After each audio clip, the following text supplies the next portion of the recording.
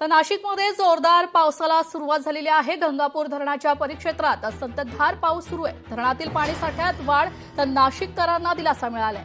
याचा आढावा घेतला आमचे प्रतिनिधी महेश महाले यांनी।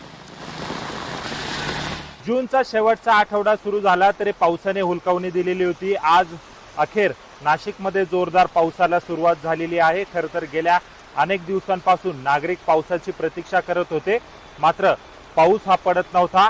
अखेर आज नाशिकमध्ये पावसाला सुरुवात झालेली आहे आणि यामुळे खरं तर नाशिककर देखील सुखावलेले आहे। गेल्या काही दिवसांपासून त्यांना उकाडाचा सामना करावा लागत होता, मात्र आता पाऊस हा नाशिक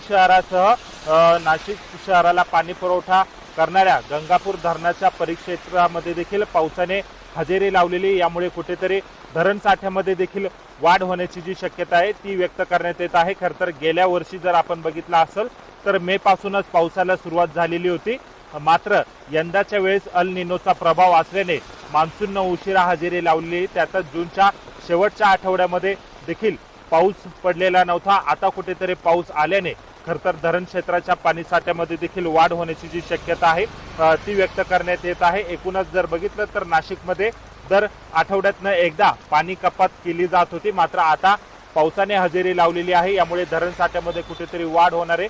यामुळे नाशिककरांचं पाणी कपातीचं जे संकट आहे ते कायम राहतं का आणखी जोरदार पावसाची जी प्रतीक्षा आहे ती अद्याप देखील आहे, कारण धरण क्षेत्रामध्ये असाच पाऊस जर सुरू राहिला तर धरण क्षेत्रात वाढ होईल। त्याच्यामुळे धरण क्षेत्रामध्ये पावसाची जी प्रतीक्षा आहे ती नागरिकांकडून व्यक्त करण्यात येत आहे। महेश माले, लोकशाही मराठी, नाशिक। लोकशाही मराठी ऐका, पहा, जागरूक रहा।